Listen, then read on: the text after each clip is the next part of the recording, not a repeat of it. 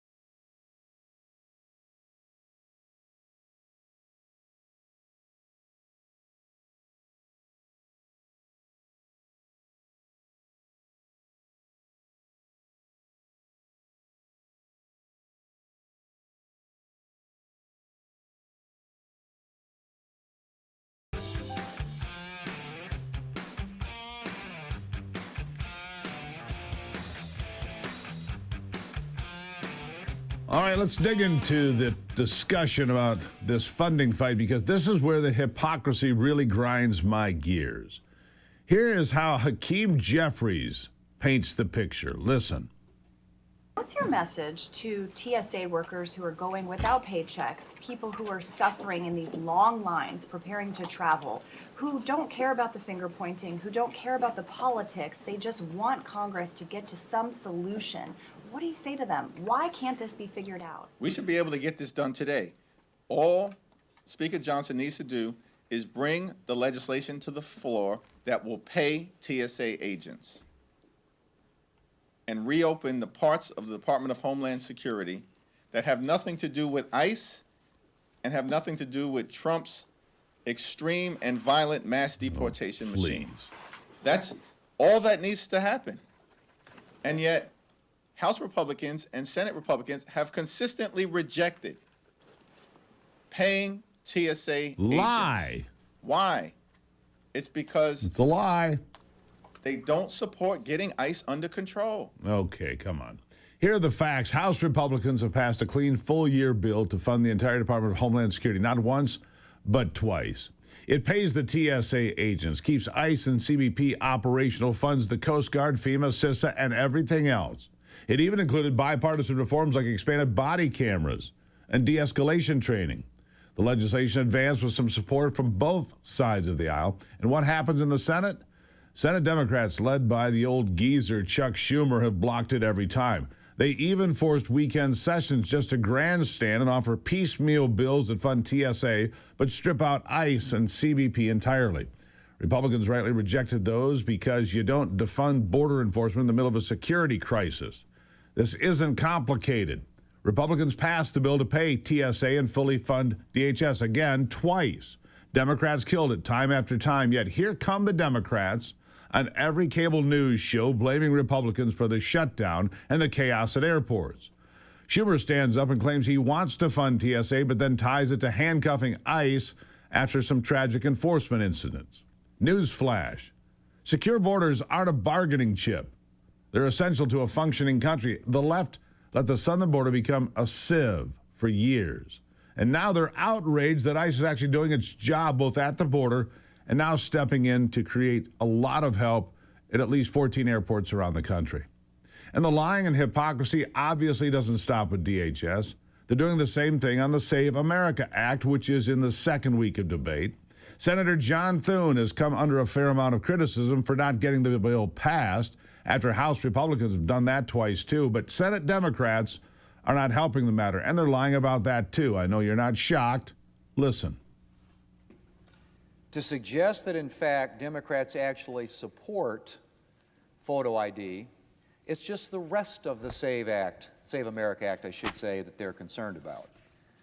So on Thursday, the junior Republican senator from Ohio decided to give them an opportunity to do something about it. Not interested in the rest of the Save America Act's common sense proposals? Okay, he said, and he offered a clean photo ID bill. No other provisions, just a measure to require showing photo ID at the polls, which could be a driver's license or state ID card, a passport, a military ID, a tribal ID. And Democrats, Mr. President? Democrats, the party that the Democrat leader said does not object to photo ID, well, Democrats blocked it. Yeah, well, think about this. Think about this. Kamala Harris won every single state that does not require photo ID. Pretty convenient. So, of course, the Democrats won't ever support that. They've actually gone even further than just refusing to support it. They're trying to outright ban it, even though the majority of states have already passed their own laws requiring it.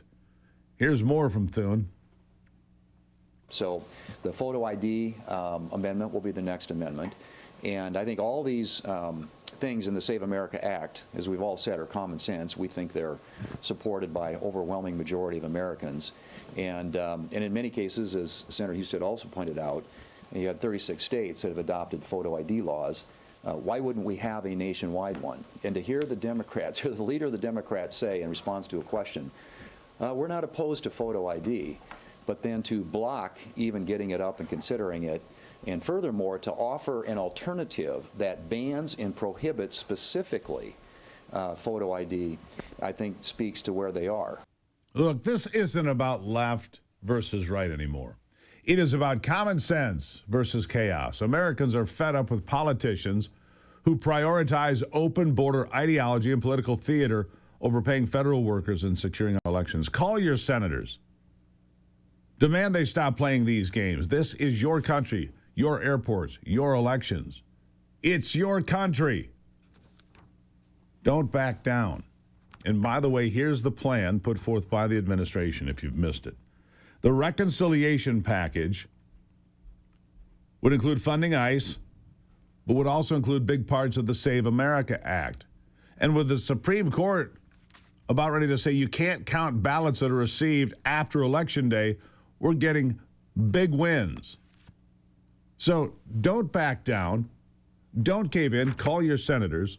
Make sure you get yourself heard. But the reconciliation package would be perfect. So they have a plan to support and pay for DHS, right? And then a reconciliation package that would do the rest, as long as the parliamentarian is on board. We're getting closer, folks, much closer to getting it done. And that's the monologue. This part of the program brought to you by PureClean's Veterans Initiative, PureVet. It's a program where if you're a veteran, you get to the front of the line. Some of your fees are paid. You get a chance to get a franchise in the restoration industry, empowering veterans through franchise ownership in a $210 billion restoration industry. It is a good deal for veterans. If you're a veteran or know somebody who is, that would like to be self-sufficient, start their own business, pursue the American dream, go to 855-PUROVET or purovet.com, 855-PUROVET or purovet.com. I'm going to take a break and be right back. Good Wednesday morning. It is the Steve Gruber Show.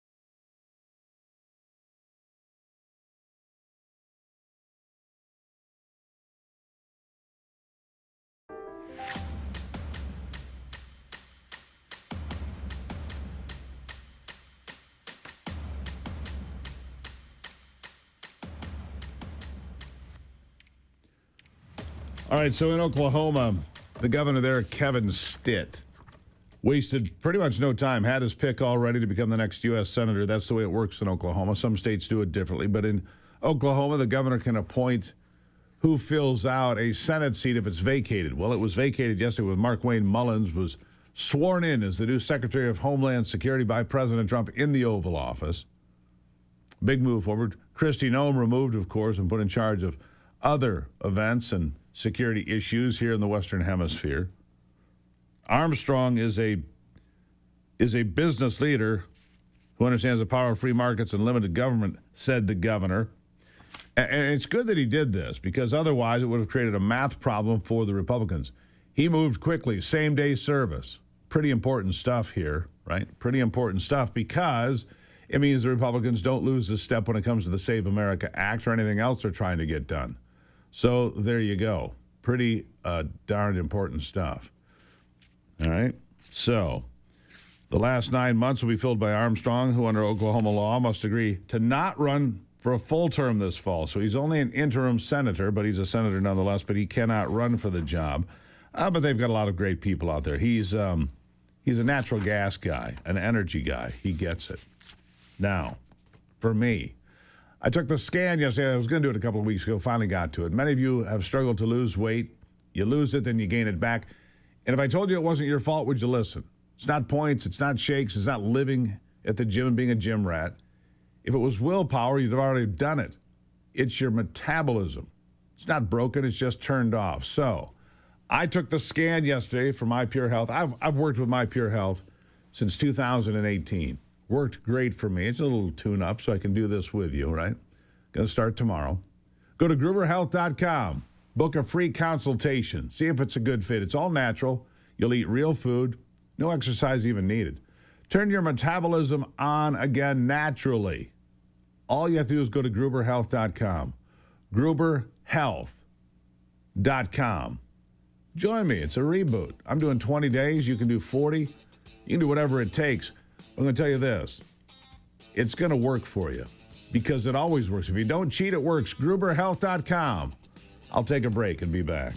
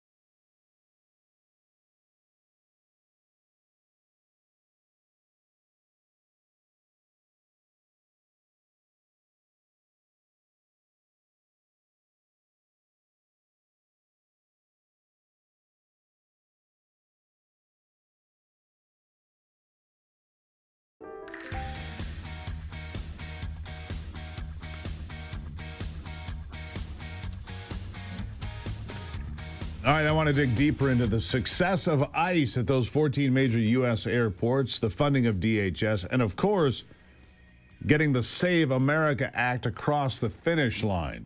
Nothing more important than that one in my mind. Joining me is Tim Murtaugh, Trump 2024 Senior Advisor and a Trump 2020 Comms Director. Tim, good to see you again. Good morning, Steve. Good to be with you again. Thanks for having me. Glad to have you here. First of all, let's talk about the ICE success. The videos out of Atlanta are like night and day. The lines were 4 and 5 hours long. It was chaos. People were angry. And now you see ICE officers handing out free water. The lines have evaporated. The airports are moving smoothly again. Once again, the Democrats screaming, oh, airports are going to be dangerous and ICE is terrible. And yet, what I see, ICE handing out water, shaking hands with happy travelers saying, thank you for doing this. It's another success. The Democrats can't seem to get out of their own way on this one. They're losing this argument, aren't they? Yeah, they are. And it's because they began the whole argument with a flawed premise. You know, they're trying to tell people, hey, look, we're fighting the fight. We're going to defund ICE. Well, the truth is ICE is already funded. It has already been funded by Congress. That's why the ICE agents were able to go to the airports and help out, because the TSA agents are the ones who are not getting paid. So the Democrats their plan has been exposed. They're trying to inflict pain and inconvenience on Americans by getting these TSA agents out of airports and making the lines hours and hours and hours long. And now they've got the ICE agents in there helping out and making things smooth over, of course, and the lines are moving faster. And it just proves that it was never about ICE funding at all, because ICE is already funded. They're just trying to punish Americans and try to make a spectacle of the whole thing. And they've been exposed. And good for President Trump for finding a way to do that. Send ICE agents to the airport. Brilliant stroke. In fact, so desperate, they've turned an event in San Francisco at the International Airport there, trying to claim that it was ICE attacking people and so on and so forth. They were arresting a woman who had a final order of deportation standing since 2019. It happened before ICE was deployed anywhere in America, and yet they're passing it around the internet. See, this is what happens when ICE shows up. They lie about everything. They just lie for political gain, don't they? They do. They lie about everything, and the fact is they don't want the laws enforced. There can be, think of it, you just mentioned, and I know everybody's been talking for weeks and weeks and weeks about the Save America Act. There is only one reason to oppose the Save America Act. If you object to proving citizenship before becoming a registered voter in this country, then there is only one reason for you to oppose that. It's because you want people who are not citizens to be able to vote in our elections. There is only one reason, and no one has ever given a valid secondary reason why you might oppose the Save America Act. It's so obvious on its face that it is a necessary law, and the Democrats are opposing it, and it's obvious why they oppose it. Pretty clear. Look, I live in one of the 36 states that requires photo ID already. I have to show my driver's license when I vote every time, not just once in a while. It'll also really upend California. And the thing about California, nobody's really talking about this. It's going to be on the ballot this fall, November, for voter ID in California. It's going to pass, Tim, by wide margins. Everybody knows that Democrats can't stand it. It is like the biggest, prove me wrong moment ever. Well, California is going to prove Democrats wrong, aren't they? Yeah, I mean, I hate to predict the results of election outcomes, of course, but if you look at poll after poll after poll, it's somewhere in the mid-80s is the percentage of Americans who support voter ID. And so for Democrats to stand up and act like they're the ones who are standing in the doorway protecting people from some sort of invasion and taking of their rights, it's a crock. Basically, no one in this country believes what they're saying, but they don't care. They're lying, and everyone knows they're lying. They know that everyone knows they're lying, and they don't care. They just don't care, because they want illegal aliens to be able to vote in our elections. There's no other reason to oppose these laws. Let's talk for a moment about the plan put forth yesterday by the administration. They're circulating this plan where Donald Trump will support a plan to end the Department of Homeland Security shutdown by backing and passing a bill to fund everything except immigration and customs enforcement, except ICE, which would then receive funding through a reconciliation package. We've got 2 more reconciliation packages available to be used. And so this is brilliant. Plus, he can get a bunch of the Save America Act components passed at the same time in that Reconciliation Act, as long as the parliamentarian agrees to it. Sounds to me from my friend John Kennedy, the senator from Louisiana, that he doesn't see any way that it could be blocked. This is a 1-2 punch. It's a brilliant way. Stop the DHS defunding, put the people back to work, pay TSA, pay the Coast Guard, pay CISA, and get the components through. Then you couple that with the fact that the Supreme Court this week heard a case that would end states being allowed to accept mail-in ballots after Election Day. these are big wins. Now, you might not get everything in the Save America Act, but these are big wins. You'll have voter ID. Mass mail-in ballots won't be allowed to come in after Election Day. It's a great step forward, and it's a great solution, I believe. Your thoughts? Yeah, and I think it is, and I hope it works out. I know that the president and his team have been really trying to find ways around these Democrats' impasse here, because the Democrats, they have basically become the opposition party, and it's really basically opposition to everything that Donald Trump is involved in. And it doesn't matter how common sense it is or how important it is for the health of the country. They will oppose it if Donald Trump is involved in it. It's really true. I know people talk about TDS and Trump derangement syndrome and all It's that real. stuff. But there's no other explanation. It is amazing. They have taken, for example, Democrats have taken the side largely, and the media, of Iran. The United States of America is in an armed conflict with a rogue, violent nation, and the American media and American Democrats have taken the side of the rogue country over their own nation. It really is remarkable. astounding, and it's all because of their hatred for Donald Trump. It is irrational. And Let me people ask you can about see it. Let me ask you about one more little bit of success here. I just glanced this morning. Oil prices, West Texas Intermediate, 87.5. All right, it's well below $90 now. Democrats want the price of oil to be $150 a barrel. That's what they want. But now with Donald Trump bringing on 23 other countries that said, yes, we will keep the Strait of Hormuz open. We will work with the United States to make sure that the oil flows through there. All right, so that means gas prices where they are now, they're going to stop rising. And they're up about $1 a gallon. It's kind of a pinch on a lot of American families. But this is another bit of success. Oil below $90. Things are looking better. And he's given the leadership of around 5 days to figure out how to come to terms with the fact that they've gotten their heads bashed in. Last word to you, Tim. I think that we're going to have some success here, too. Yeah, I think so too. And this all feeds into the affordability argument that somehow Democrats think they're going to win in the midterms. And just look at the issue of health insurance, for example. They completely own the Affordable Care Act. They completely own Biden's Inflation Reduction Act. Those were massive disasters. Things cost more. I've seen polling in Senate races now that say that voters are very happy and very satisfied with what President Trump has done to bring down the price of prescription drugs. And now they want him to move on to bringing down the cost of health insurance, because the Democrats and the health insurance companies have conspired together to drive up the cost of premiums. The cost of health insurance is higher than ever, and the coverage is worse than ever. And so voters want the president, and he's already moving on this, to bring down the cost of health insurance, because people pay for it and it never covers the denials as long as your arm, preventing you from getting the coverage you need. And that is a key affordability question. President Trump is on top of that as well. Tim, I've been warning the Democrats I wouldn't be taking victory laps in March, but hey, they can do what they want. We'll see what happens. Yeah. Tim Murtaugh, always nice seeing you, my friend. On the 5-yard line, bad idea. Yeah. Good to see you again, Steve. Thanks for having me. All right, thank you, my friend. We'll take a break. It is Wednesday on the Steve Gruber Show. I'll be right back.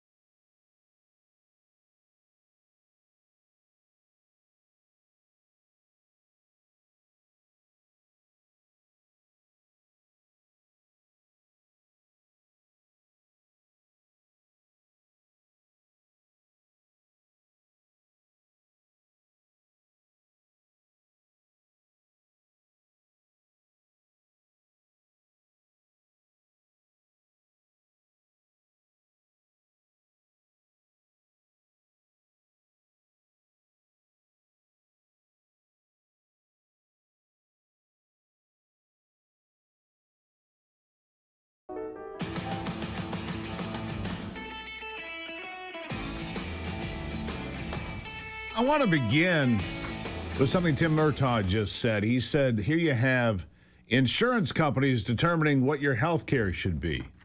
And that's a big problem. But what if judges are telling you what health care you can have? That just happened if you missed the court case. A judge in Massachusetts ruling that 9 of the 15 members of the advisory council appointed by RFK Jr. could not be involved to overhaul the vaccine schedule. They were unqualified, and therefore the reduction in the number of childhood vaccines, which, by the way, had ballooned to 79, well, they couldn't do that. So I think that's worse than the insurance companies telling you who can decide your health care. Now some judge by himself in Massachusetts, one guy, gets to decide. Joining me is Dr. James Thorpe, Chief of Maternal and Prenatal Health at the Wellness Company. Doctor, nice to see you today. Thanks for having me back, Steve. So here it is, judicial activism, saying that Robert F. Kennedy Jr. can't get rid of these vaccines. 79. I mean, when I was a kid, it was 6 or 8, whatever it is. It's 79. How many shots can these people possibly take when they're little kids? And why would a judge be in a position to decide our health care? It's pretty outrageous, isn't it? It's a activist judge, and this is nothing short of lawfare. And it's really a horrendous decision. It's a devastating decision. Basically, in this lawsuit whereby Children's Health Defense was suing the American Academy of Pediatrics, but this judge also defamed the members of ACIP committee, and I think that's a very concern. So listen, one individual shouldn't be able to overturn the election results for President Trump and his nomination, Secretary Kennedy. Yeah. Let me ask you a simple question, because all of this just conjures up the nightmare memories of COVID. You must take the vaccine. If you don't take the vaccine, you can't go in public. You can't go to school. You can't have a job, and so on and so forth. Most all of those have been overturned, by the way. Many people, like those in the military, being awarded back pay and compensation for being run over by overzealous politicians and judges, by the way. Let me ask you this very simple question. Is there any reason that anyone would take the mRNA COVID jab at this point? Anyone, for any reason? None. It's been proven to be poison. It's been proven to kill and injure massive number of American citizens. And Steve, the American people know that.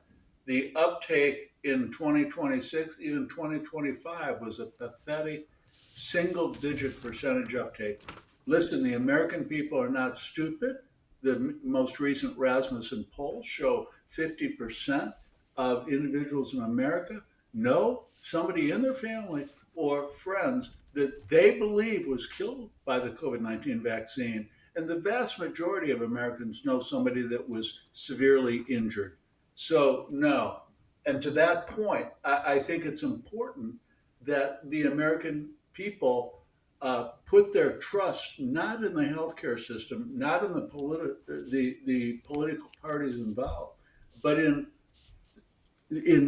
companies like the Wellness Company that bypass these corrupt insurance companies and bypass the corrupt, politicized lawfare system. Yeah, incredibly important. You know, the Wellness Company has an incredible product for ultimate spike detox, because once you get the jab or you got the illness, this protein remains in your body for an indeterminate period of time. Nobody knows. Oh, it'll never leave your arm. Of course it left your arm, didn't it, doctor? Right. The ultimate spike detox, you know, is so crucially important, and as there's more science behind this product than anything else on the market. And the ultimate spike protein detox, so important, because not just for the vaccinated, some of these vaccinated individuals 5 years out still have massive levels of this extremely dangerous inflammatory bioweapon. It essentially hijacks your body and turns your body into a bioweapons production facility And if you don't reduce the spike protein using the ultimate spike detox, which I think is the most successful, the most proven, then there are going to be significant consequences Yeah, there for could be. these high levels.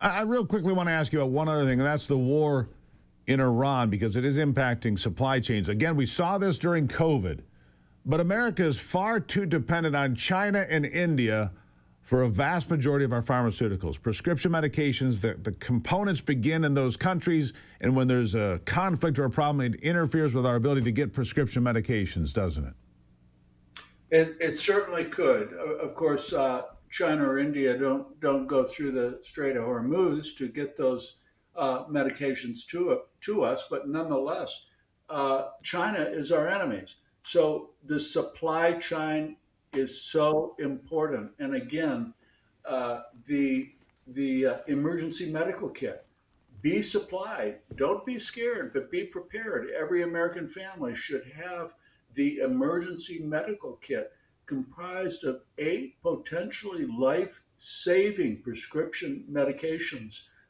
So don't count on your pharmacy having any medications.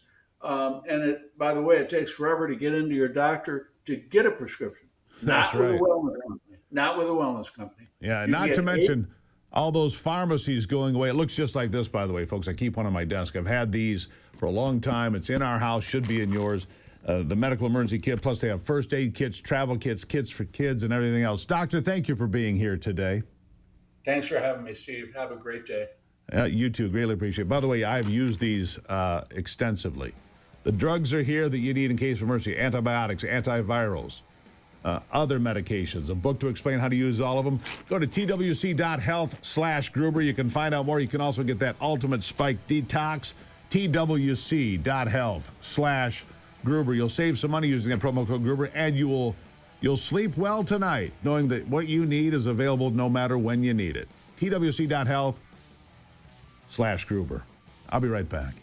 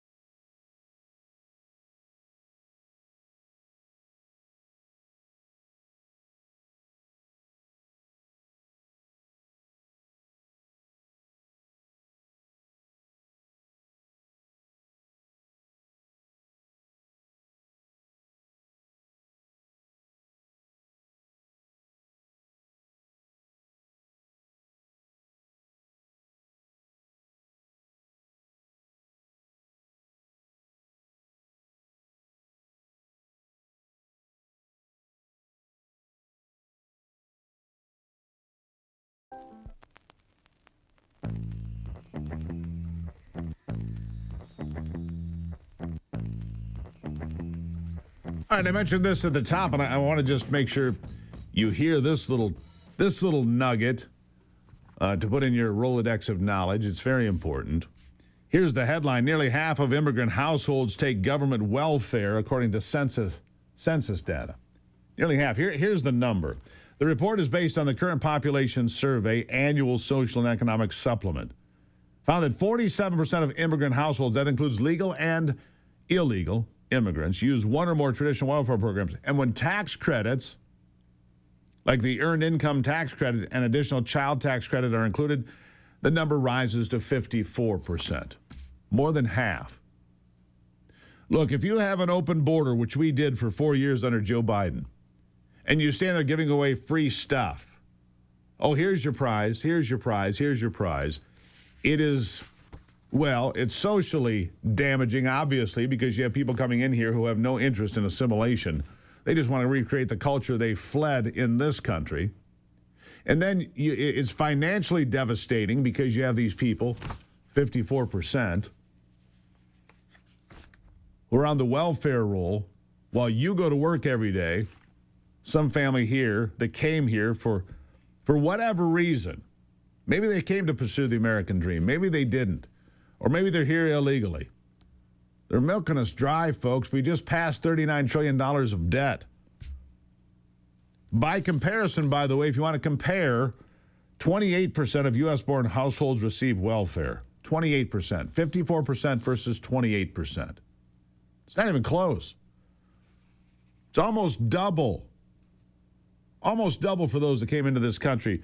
That's, let's see, SNAP, WIC, Medicaid, public housing, subsidized school meals, refundable tax credits, and the list goes on.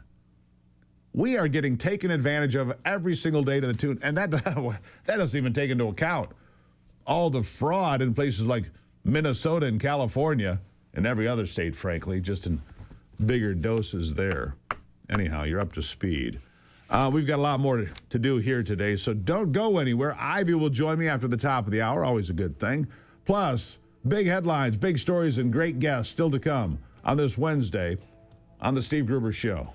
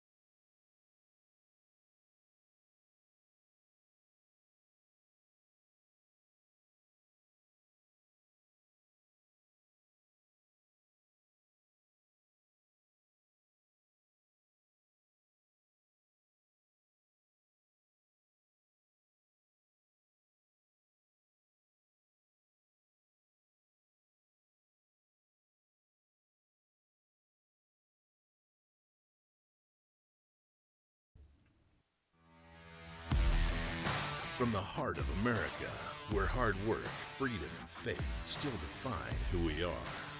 From the farms to the factories, from small towns to city streets, this is the fight for the soul of our nation. We're watching Democrats attack democracy. Do not be fooled.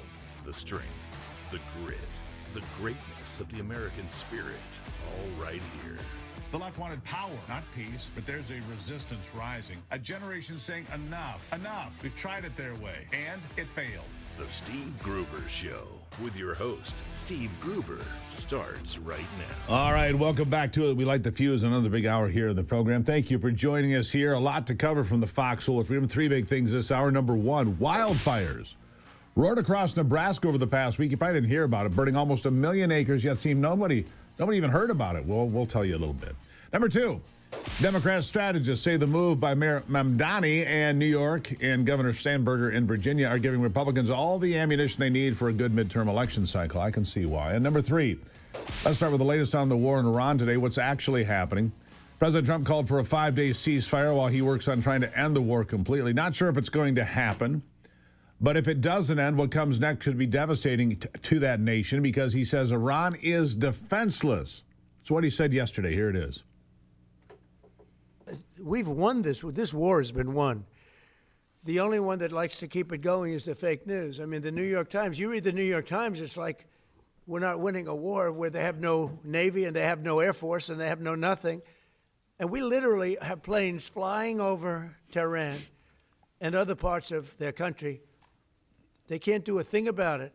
For instance, if I want to take down that power plant, that very big, powerful power plant, they can't do a thing about it. It's like, take me. That's all they can do. And yet, if you read the New York Times or if you watch ABC fake news or NBC fake news, you'd say it's a close battle. It's not a close battle. Not a close battle at all. Joining me now, jumping into the conversation, Ivy is here. Ivy, good morning. Nice to see you today. Good morning, Steve. Grateful to be here today. Grateful to have you as always. Look, this war, that was Trump in the Oval Office after he spoke, swore in Mark Wayne Mullen as the new Secretary of Homeland Security. And so we're in the middle of this 5-day deal. Right. But if they don't come to some sort of terms, those power plants, which would be devastating for the entire nation, there's nothing to stop them. Right. Well, I know that there's been reports that the president has issued a 15-point ceasefire proposal. And it's just like everything else, right? It's all the other things that he has proposed to them in order to make a deal with Iran, which is you got to get rid of your enrichment of uranium. You have to end your nuclear program. You have to stop funding terrorism. That's right. You cannot. Well, you cannot fund Hamas and Hezbollah. And they actually have done this through intermediaries, yeah. Like Pakistan. So, but this is the Trump way. Mm-hmm. Bluster and straight talk, right? Here it is. Here's what we're going to do. But oh, by the way, here's an off ramp. He always offers somebody a way out. He doesn't want to continue bombing Iran if unnecessary. I mean, he will to take out because the other thing too is you have to stop making all these weapons. Right. The missiles. Right, all of these missiles, because we actually did find out that they did have a lot longer range missiles than we thought. Well, look, Iran lies. They launched 2 at Diego Garcia, which is like 4,000 kilometers away. Right. They claim that their missiles can only go half that distance. Of course, they were lying. Mm-hmm. Everybody knows it. Lying. And I like the point that he makes. To listen to the New York Times or MSNBC or ABC or whomever, right, you'd think we were losing this war. We've pulverized them, their Air Force, their Navy, everything. You would think that if you were watching some of those mainstream media outlets or reading them that, the world's going to end tomorrow. So I would highly recommend tuning into shows like ours. Yeah, I would recommend avoid that. Come here. Right. Yeah. So let's talk about, midterms. There's a lot of pain happening in places like New York and Virginia. Oh, boy. Coming pain in terms of their in Virginia increased taxes on everything known to man there. Dog walking, grooming, gym memberships, dry cleaning, increased taxes. Getting your house fixed, getting your car fixed. Home and vehicle repairs. And also they want to increase their top bracket of income tax to around 10% for people earning $1 million or more. Actually, if I read this correctly, I think you're right. their tax on the income would be the highest in the country, higher than even California. And this is a woman, Spanberger, who ran as a moderate. 50 new taxes on affordability, right? And Yeah, this is all going to make things less affordable. The thing that I find really funny is like, how are you taxing electric leaf blowers? Like increasing the tax on those? Isn't that what you want? Wouldn't you be like reducing the tax? Right. You Anyway. want electric leaf blowers because gas leaf blowers will destroy the planet, right? Well, I know that Mayor Mamdani is getting a lot of pushback because his spending is outrageous. His budget proposed is like $127 billion. And if he continues to spend, they already are in major deficit. They're just going to be more broke, and more people are going to leave, and more companies are going to leave, major corporations and things like that. And you have had this already mass exodus of companies and people leaving New York. Do you think people get it? You and I talk about this some, but people in Virginia who actually thought Spanberger was a moderate, or people in New York City who thought, well, he'll be all right. He's not all right. I mean, he was ready to increase taxes. And here's the thing. Absolutely. It's always, we're going to tax the rich. The translation is we're going to tax everybody, but we're going to try to hide it under this tax the rich umbrella. Well, it's going to make, especially affordability on housing, kind of out of reach for most people. And already in New York City, it's impossible to live. I mean, you have a one bedroom, one bath studio that's insane. $4,000. Yeah, $4,000 for a 1 bedroom, 1 bath. And that's not uncommon. Right. I just can't imagine how people can afford to live there. But anyhow. Yeah. Did you see this headline? So Meta lost a big case. I did. I haven't talked about it. Yeah, it's a major setback for Meta. They were ordered to pay $375 million because the jury found that they weren't protecting children on their platform. Of course they're not. It's the algorithm. And it says the case focused on allegations that Meta ignored internal warnings and prioritized growth and engagement over safety, particularly when it comes to minors. And we talk about this a lot, but for young folks, even teenagers, you really have to be aware of what your children are viewing online. And I think less is definitely more for social media for young people. Yeah, you are the social. Place. Okay, so we have a teenager. No social media allowed at all. Yep. None. And because we have parental controls on the device, you allow no access to that, and you have very limited amount of time on the phone each day, 1 hour a day, right? So people got to be aware a of little bit more on the weekends, but yes, during the week it's only 1 hour. Right. And we really do try to keep our kids busy, just with sports and other things like that. Yeah. Because, well, especially for those in the northern regions and in their snow and they can't get outside as often. But we're coming into spring, thankfully, and we can get those kids back outside and get yourselves outside, too. There's nothing more healing than nature. Nothing more healing. Vitamin D out there, and it's true. I'll go with what my mother used to say. Get out of my house. Exactly. Oh, sure, Mom. Love you, too. Yeah. Let's not spend, all the time on devices or your Xboxes or gaming systems or things like that. Absolutely true. Ivy, nice to see you this morning. Love you. Love you. Nice to see you. All right. And as we continue to develop this platform, and there's some more changes coming in the next couple of weeks as we continue to grow this platform, be interactive with you, the consumer, the viewer, the listener, more things are going to change. All right. So we're going to continue to improve what we're doing for you because it really is about you, not about us. We do this for you every single day. This is the Steve Gruber Show, and I'll be right back.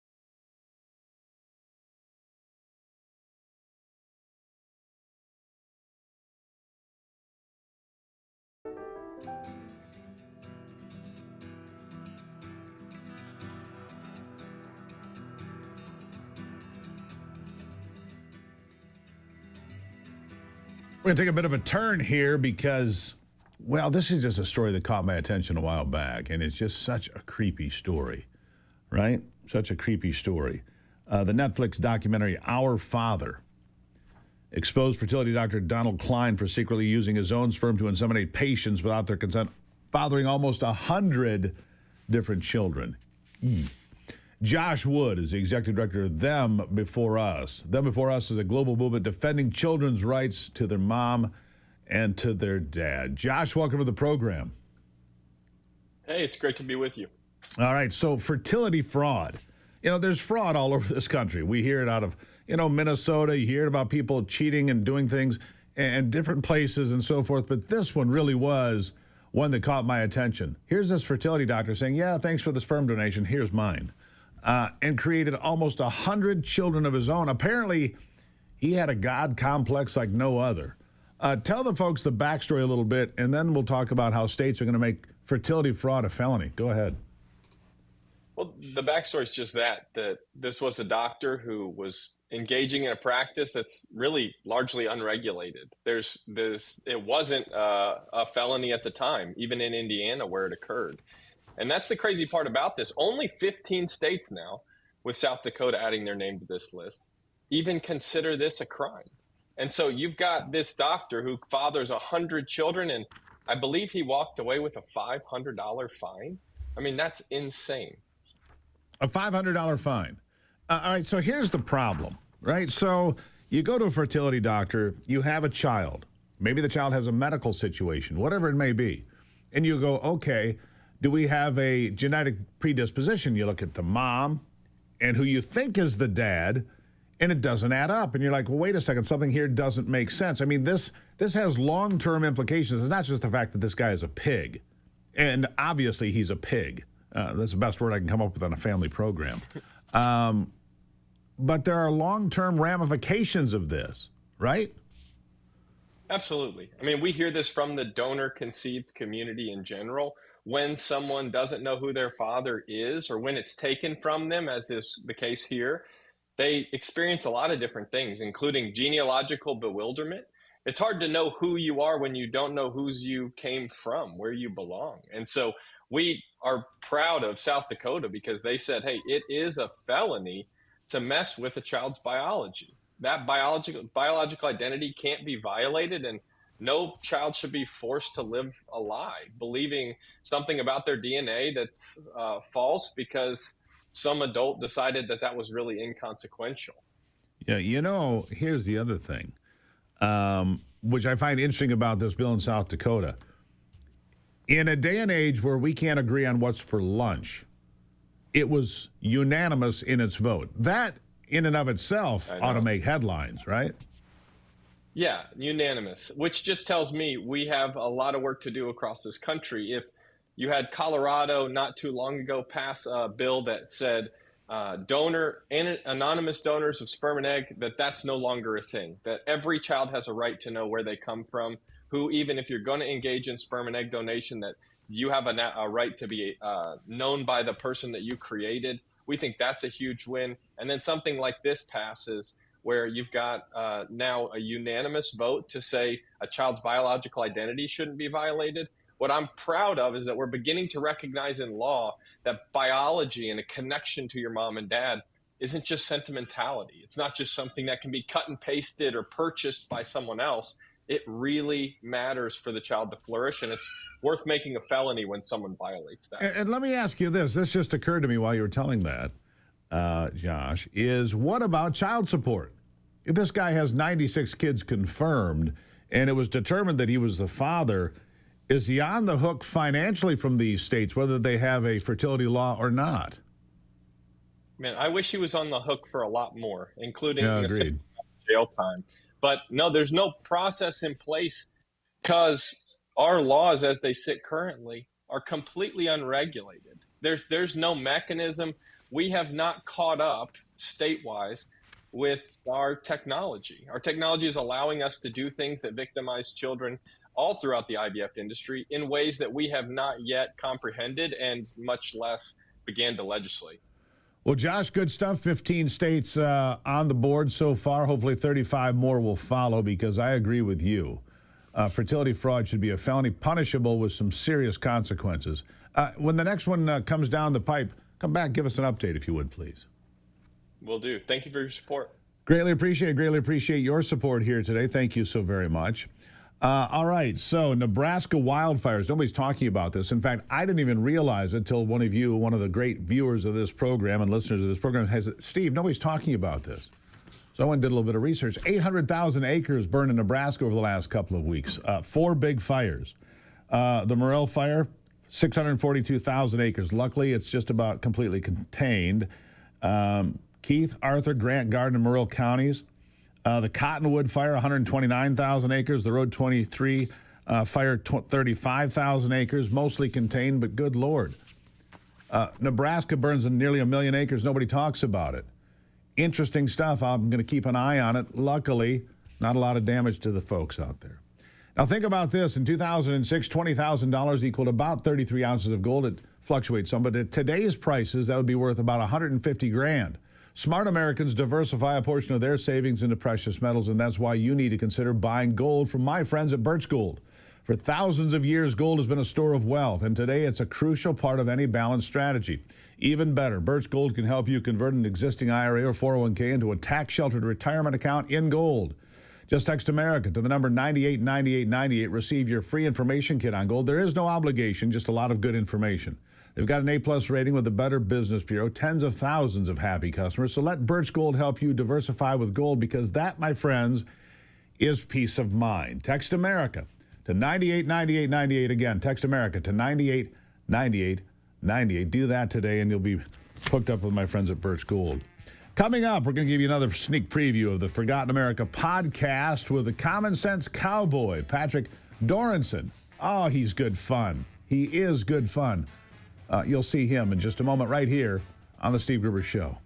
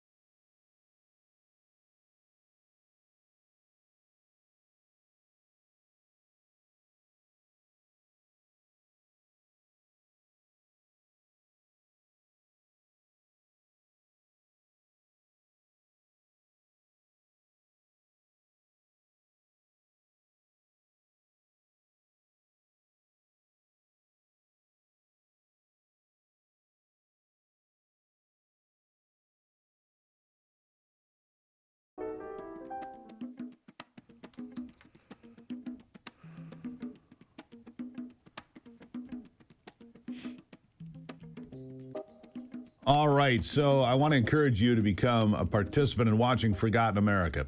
Ivy and I launched a new podcast here a number of weeks ago now. We've several episodes deep now. Forgotten America, we're telling stories you're not going to hear everywhere else, and we're having fun doing it, just having long conversations, 45 minutes, an hour, sometimes more.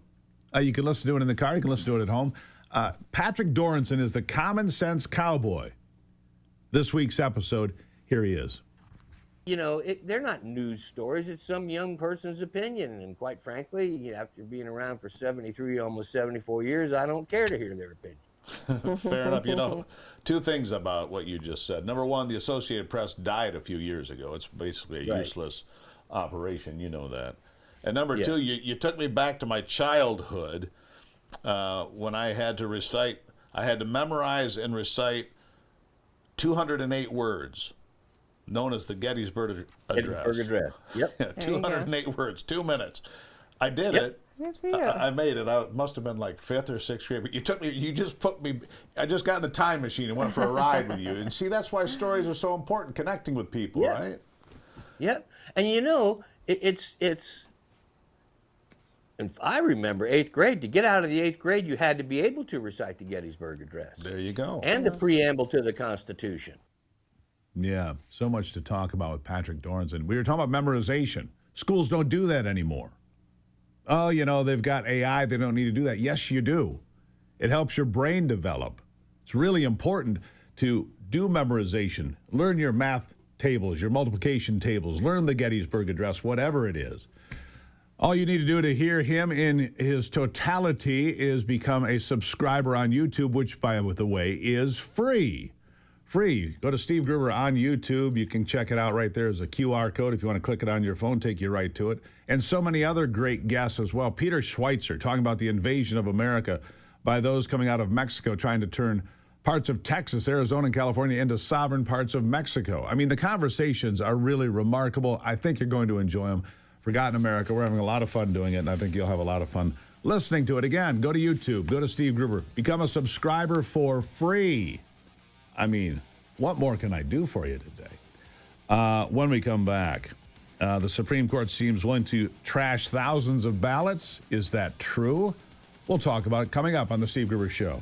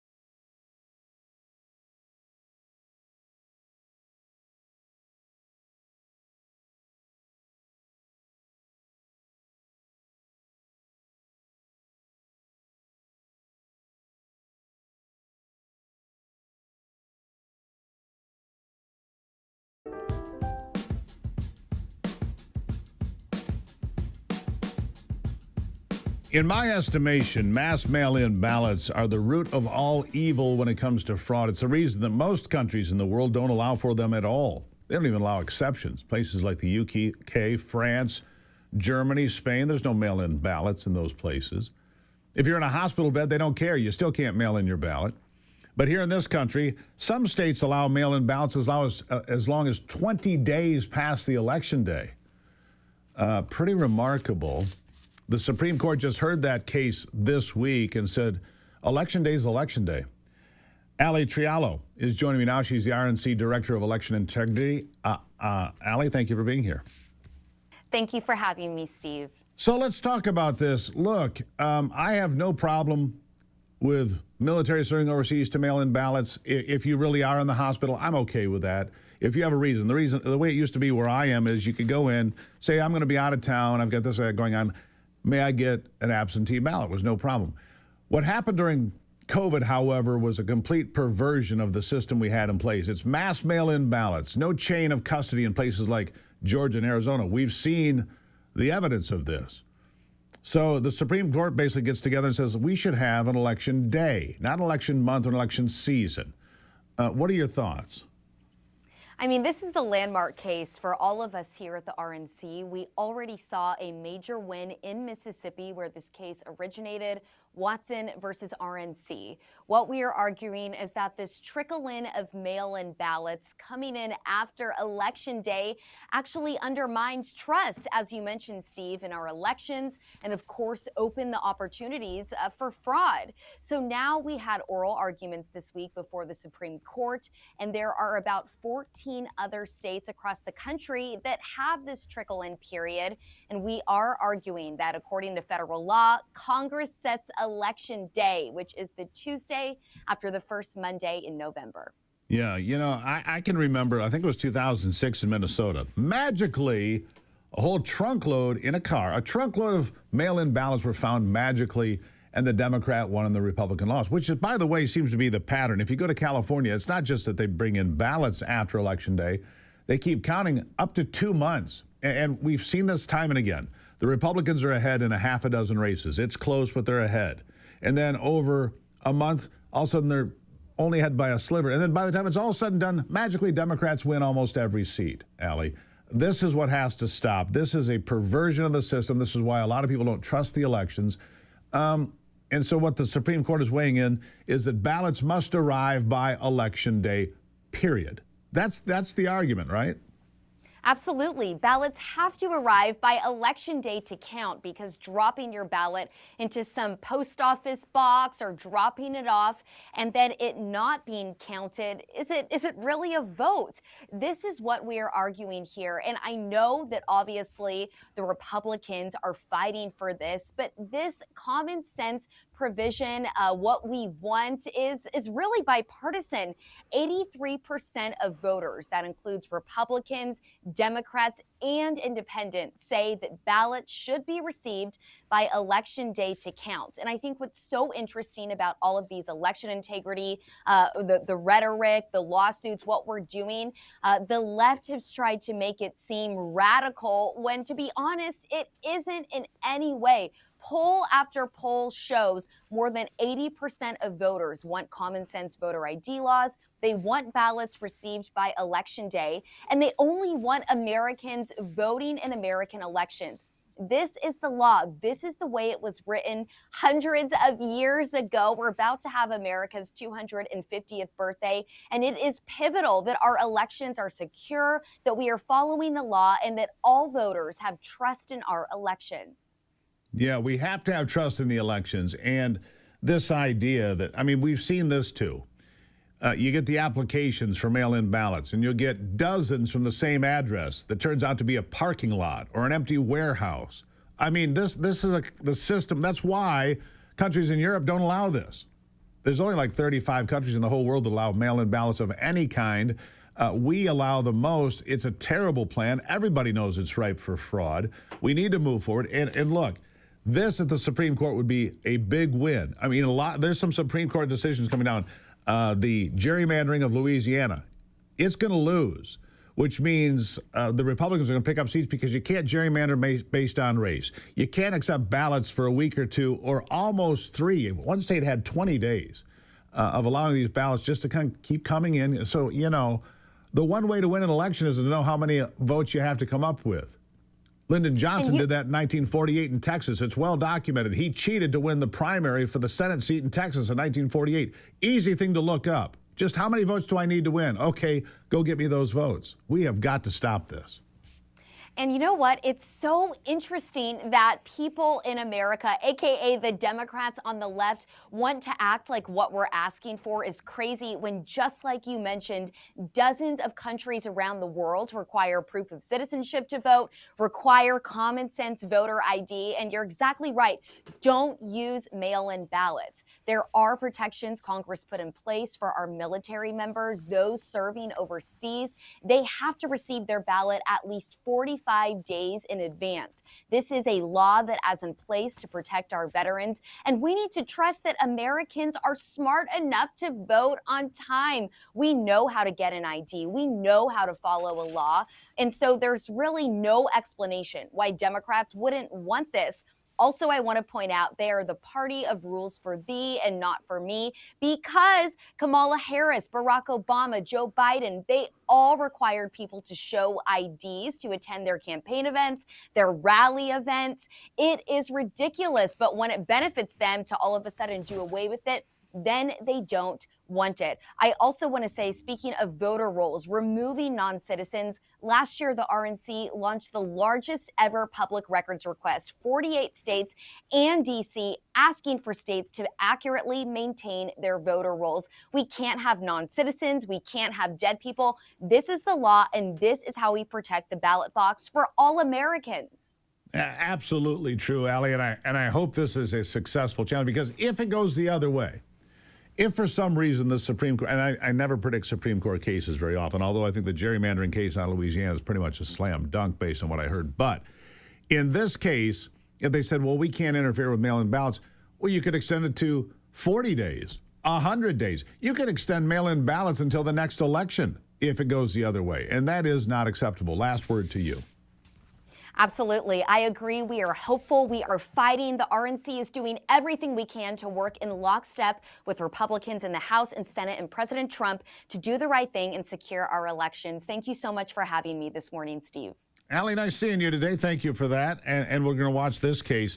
It seems to me, reading the tea leaves, that this will go the right way. But again, it's difficult to predict the Supreme Court. You have wild cards out there. You never know quite where it's going to come down. But I believe these two cases, very important. Mail-in ballots must be in by Election Day, right? That's number one. The case out of Louisiana may be bigger because of racial gerrymandering of Louisiana congressional districts is going to get tossed out 6-3. I'm almost certain of that. That will also do something else you're not being told. It should freeze the redistricting in California and Virginia. Should stop that from happening because both states used racial quotas for their redistricting. You can't do that. You simply cannot do that. I think the Supreme Court comes down in the right place. Make sure you follow me on all those social media platforms if you have not already. X, Facebook, Instagram, TikTok, Getter, all the great places, all right? I'll take a break and be right back.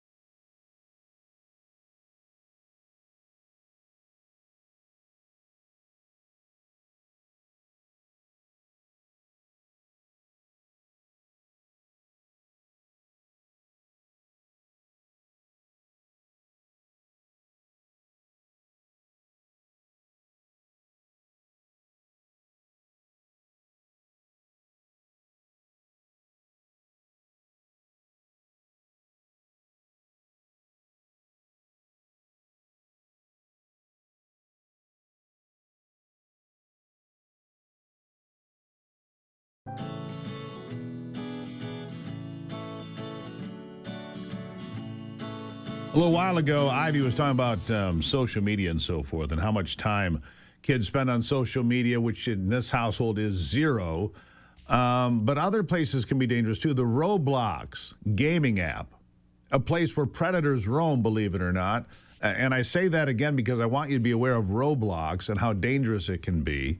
And illegal aliens roaming around in there. Sexual predators. Tom Garrett is a delegate in Virginia representing the House of Delegates 56th District. He joins me now. Tom, good morning. Good morning, Steve. I am neither an illegal alien nor a sexual predator, so I check one. Wow. Being a politician's bad enough, you know. Well done. You're certainly not going to be allowed in the Democrat Party. Virginia families at risk because Republican lawmakers blame Spanberger. And by the way, Spanberger, the moderate with 50 new tax proposals, 15 new anti-gun proposals, she's quite a prize, isn't she? Anyhow. I'll tell you what, the color revolution is underway and Virginia is ground zero. It certainly is, sadly for you, but hopefully you can hold the line at least a little bit. But anti-ICE policies, because they don't want illegals tossed out of the country, and they want those illegals to have mail-in ballots, of course, but that's a conversation for a different day. But you say that the new laws protect illegal aliens, including ones like, Angel David Rubio Marin used the Roblox app, as I just mentioned, to perform sexually explicit videos and images and collect them from children as young as 10. Oh, these illegal aliens are quite something when they're criminals, aren't they? Well, I wouldn't differentiate between illegal alien criminals and native-born criminals, except for the fact that the victims of illegal alien crimes shouldn't be victims if we simply enforced our border laws or worked with the federal government's efforts to detain people who were here in violation of our laws, right? So that's sort of the double whammy of injury to American citizens is when they lose a loved one. Stephanie Minter's family, for example, who lost a loved one to Abdul Jallah, who the Fairfax County, Virginia police had said 100 days to the day in an email to the prosecutor's office, and I quote, "It is not if, but when he attempts to murder someone or worse," before she was murdered. She should be alive if he weren't here. So the but-for cause of her death is their unwillingness in this instance, I think, to do anything at all to work with the Trump administration, right? If you look, Steve, at the real deportation numbers, Trump is a piker compared to Obama and Clinton and W. Bush, primarily because, you know, we got Democrats who will fly to Central America and break bread with MS-13 gang members if it helps them with their base who are sort of myopically anti-Trump. They'll get tuned up on margaritas if that's how they feel about it, apparently, right? They'll just get tuned up at lunch hour. Look, here's what really shocks me. You said this on the floor of the House of Delegates. 18 delegates who represent Fairfax, Arlington, and Alexandria voted to make it harder, not easier, harder, to turn over not illegal aliens, but violent criminals, illegals, to ICE. Why would anyone vote against this? If you're an illegal alien criminal, sexual predator, why wouldn't you just have ICE on the hotline and say, hey, come get this person? We don't want them in not just in our country, but in our state or in our county.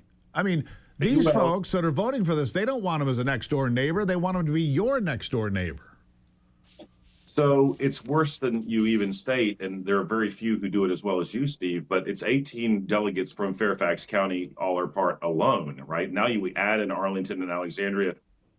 I'll digress for a moment. If we just made D.C. square again, 10 miles by 10 miles by 10 by 10, we'd be winning statewide elections in Virginia. We talked about Cook County off air. And so what you've got is a race to the left. I've often told people that I think Virginia is moving faster leftward than Massachusetts and California, because in those states where there's Democrat supermajorities, at least the Democrats, debate amongst themselves. But deporting people with criminal ICE detainers makes sense even from a fiscal responsibility standard, because the price of housing and prosecuting and investigating the offenses committed within these communities easily runs up into the tens of millions of dollars in Virginia alone. And, a million here, a million there. Sooner or later, we're talking about real money. But I think it's who can get farthest to the left. It's even worse in Virginia now with the illegal sort of abrogation and time machine ignoring of Virginia's redistricting laws. Because now you've got a bunch of people who were in the House this session who knew this was coming down the pike, who are running for Congress, and they know that these districts are drawn quite intentionally and openly to tilt towards the hard left. And so it's who can carry the most radical leftist agenda sort of in a contest of one-upsmanship with one another. So, and the losers obviously are the families of the people who are dead, or a woman who was raped on a public jogging trail adjacent to a playground where kids were playing by someone who was here illegally with an ICE detainer who they simply refused to act on. You mentioned something important there, Thomas, and I just did this earlier today. And new numbers are out. For immigrants into this country, both legal and illegal, however you want to look at this, that are on public welfare assistance, 54% of immigrants into this country, whether they came here legally or illegally, 54% are taking checks from people like you that go to work every day. By comparison, 28% of non-immigrants have some sort of check coming from the government. I mean, it's double. It's double for those that came into this country. I guess they don't care about the American dream unless it comes with a paycheck automatically from the government. I'll give you the last word. Well, we essentially, and I've spoken very publicly, and I would invite people to hit Delegate Tom Garrett on Facebook, but I've spoken very publicly on who's to blame here. The people to blame are the people who we elect. You could do a Mencken and say that the American electorate deserves what they've asked for, and they deserve it long and hard. Pardon me for paraphrasing Mencken. But ultimately, we will not pass laws that we're willing to enforce, and then we watch as Democrats sort of make a side job out of villainizing ICE for essentially enforcing the laws that they passed. I'm waiting for the Democrat who's intellectually honest enough to actually propose an open borders bill, because that's what they want, right? And ultimately, the game here is, if you want to fill a vacuum, you must first create a vacuum. America is the most remarkable experiment in freedom ever seen on the face of planet Earth, and we cannot be destroyed from without, but certainly from within. The Soviet Union started it. The Chinese are better at this game. They're pitting us one against the other. They've destroyed the idea of rule of law, and our children are literally suffering because of it. And we have to stand boldly and tell the truth, Steve, as loudly as they lie. What a and concept. If we do, Stand boldly, tell the truth. Tom Garrett, I got to leave it right there. Great having you on. You can come back anytime you want, Tom. Thank you. Steve, my pleasure, and look forward to speaking with you again. There you have it. From Virginia, the People's Republic of Virginia. I'll be right back.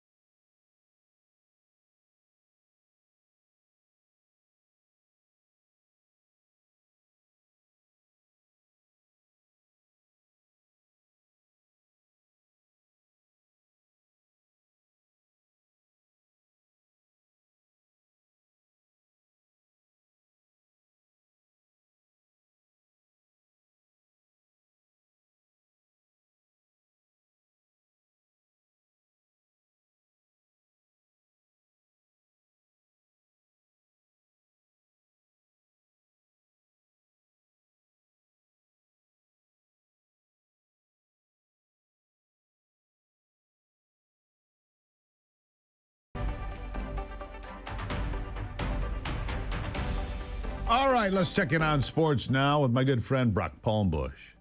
With a look at sports, I'm Brock Palmbush. North Carolina fired head men's basketball coach Hubert Davis yesterday after 5 seasons at the helm in Chapel Hill. The Tar Heels lost in the first round of the NCAA tournament to Virginia Commonwealth last week. Davis, a former Tar Heel player back in the 90s, was 125-54 in 5 seasons in Chapel Hill. There were 4 games in the NBA last night. Winners were New York, Cleveland, Charlotte, and Denver.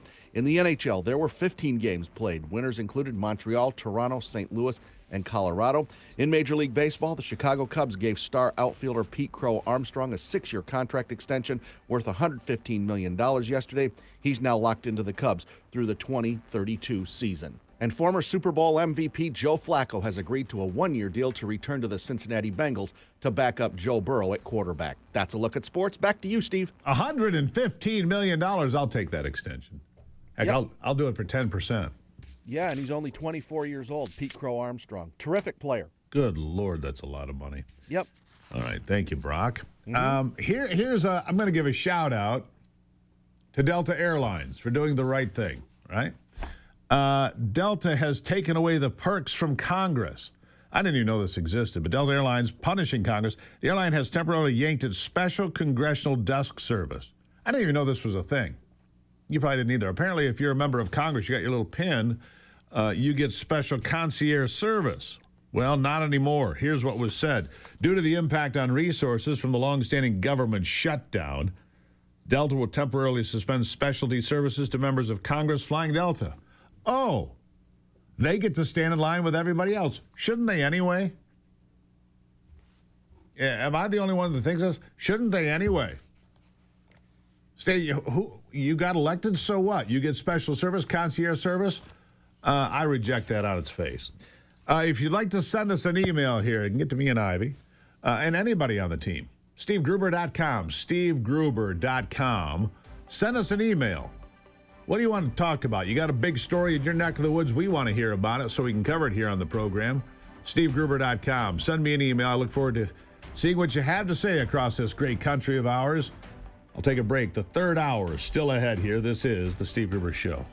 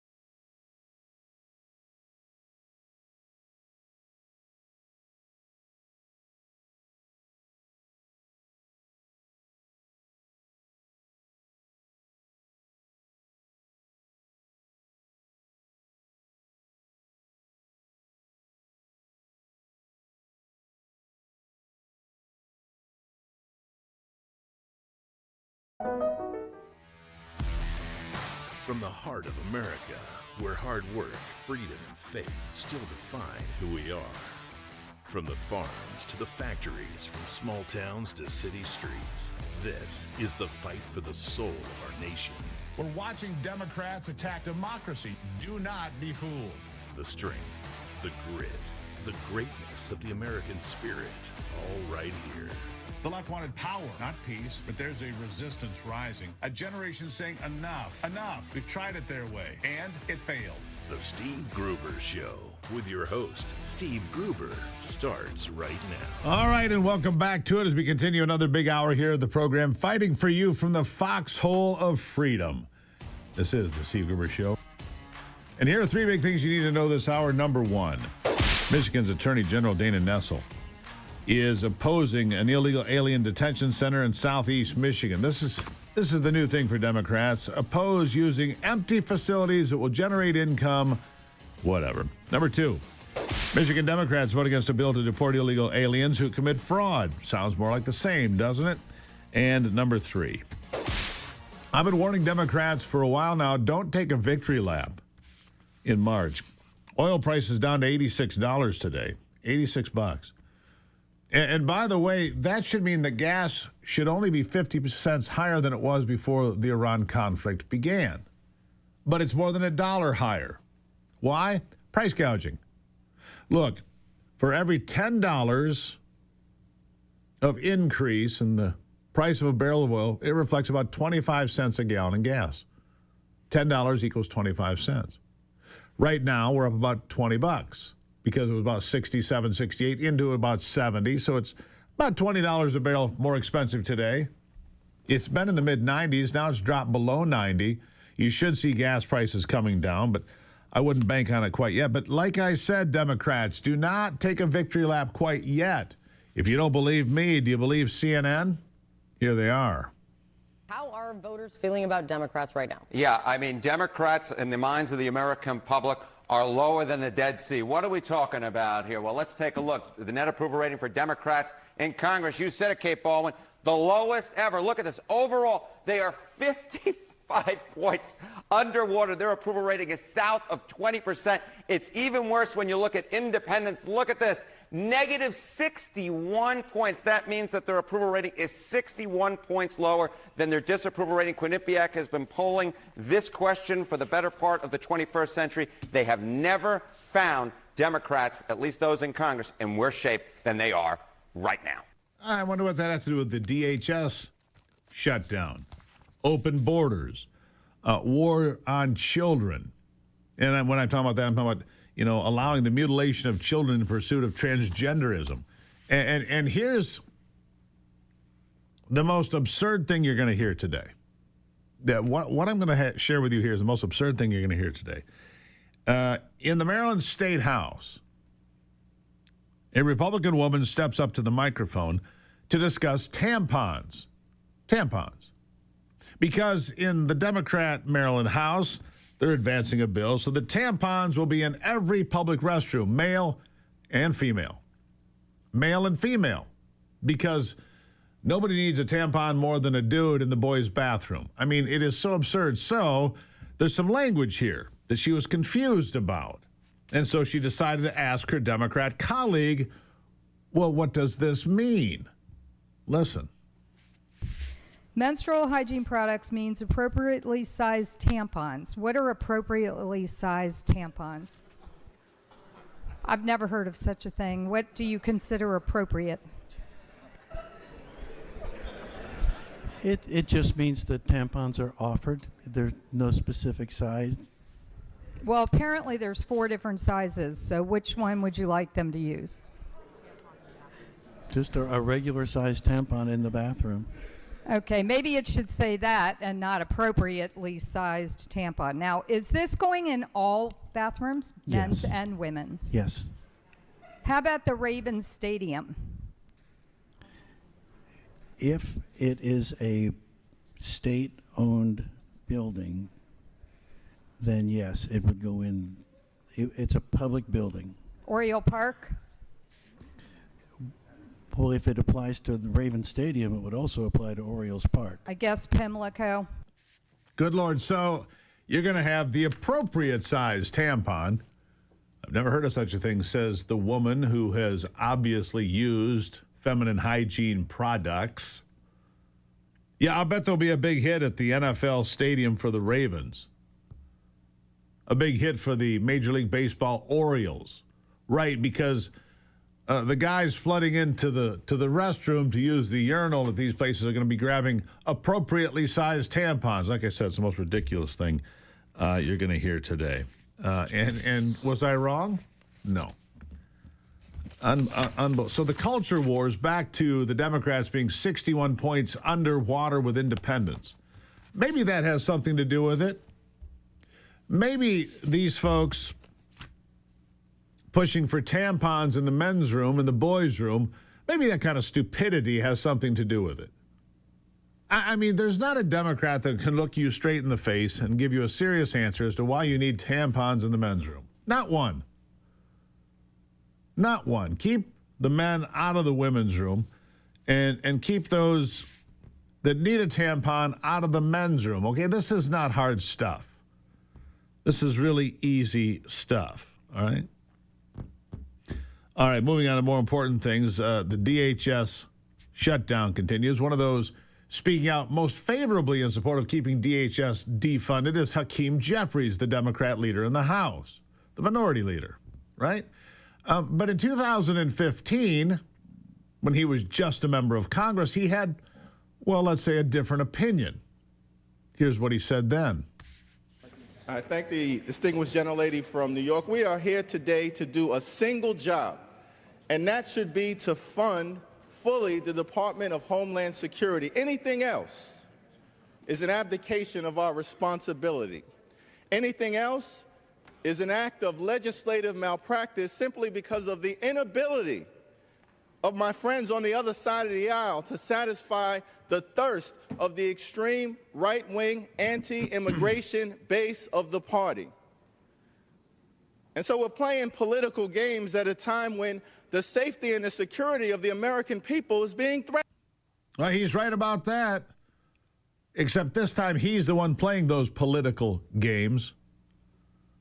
It is an abdication of their responsibility to keep this country safe. He was right in 2015. It's remarkable that Democrats would continue to punish those that work for TSA, which, by the way, is hundreds less now. Hundreds have quit their job since this latest shutdown began 40 days ago tomorrow. 40 days tomorrow. The DHS has been defunded. Right? So there's a plan put forth by the White House that would fund DHS and then put ICE funding and a good portion of the Save America Act through under reconciliation. I think that's a good plan. That, coupled with the Supreme Court decision that's likely going to say that you cannot continue to accept ballots after Election Day in any state. Some states allow 5 days, some states allow 10. One state, I wish I could remember, allowed 20 days. 20 days. To collect ballots 3 weeks after the election is over and should have been determined, they still want to collect ballots. Do the Democrats. Now, why do you think that is? Why do you think that is? Yeah, I think you know why. When we come back, a deep cleansing breath and a walk around Michigan in the backyards with Ron Rademacher.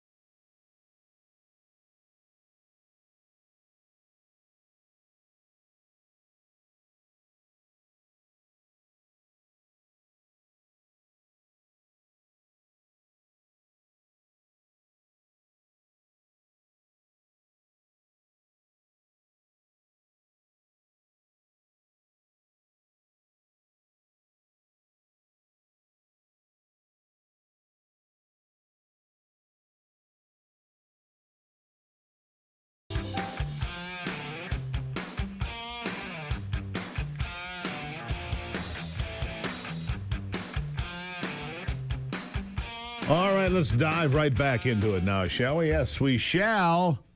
And I don't know if he's actually lurking around the backyard. I don't know, But my next guy gets lost a lot, and he could be out there with a burger in one hand and a beer in the other saying, where am I? Ron Rademacher with me here this morning. Ron, how are you?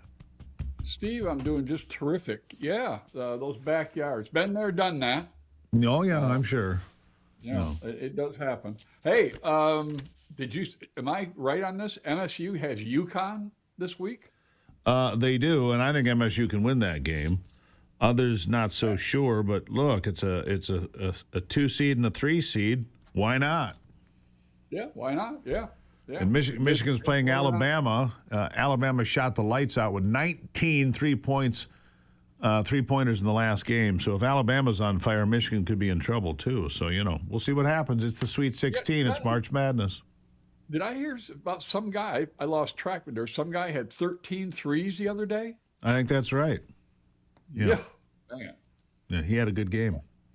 Yeah. Hey, and I think you would know better than I. Of course. Are the Steelhead winning? Say that again? Are the Steelhead on the move? That's what I hear. I just got an update that it's Steelhead season, that they're moving pretty well.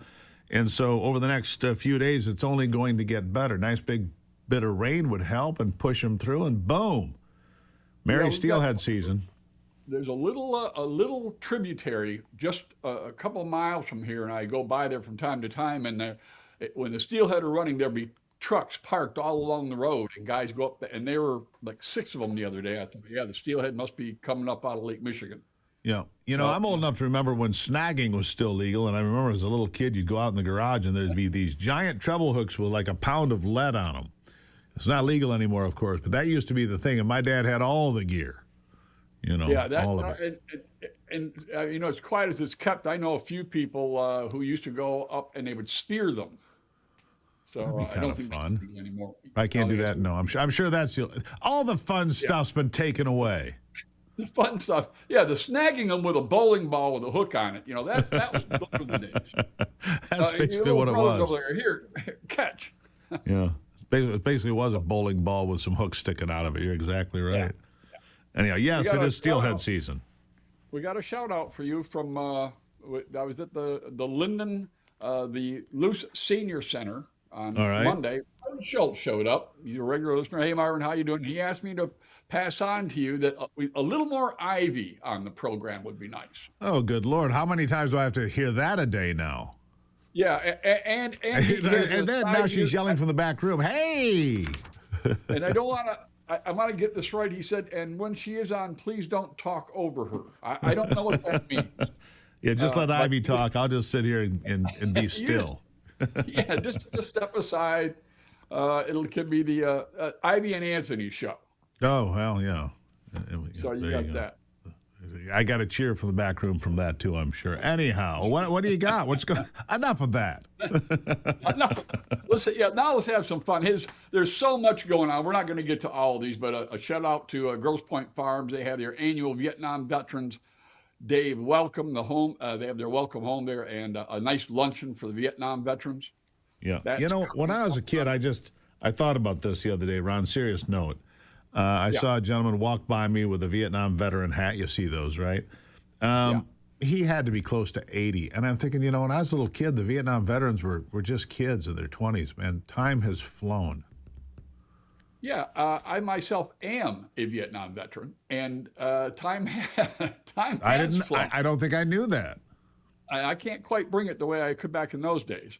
But we were very young. I came back to the United States at the time I got back. I had just turned 20. Wow! So that'll give you an idea how young we were.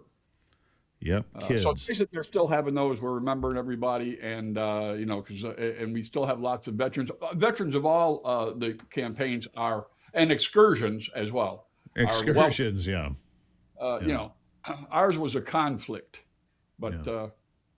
So we got that going on. Marquette, they got the Upper Peninsula Boat Show at the Superior Dome, the great big wooden dome, and the biggest wooden dome in America, maybe the world. They're expecting ice out up there any minute now. Is that about right? Is that about right for ice out?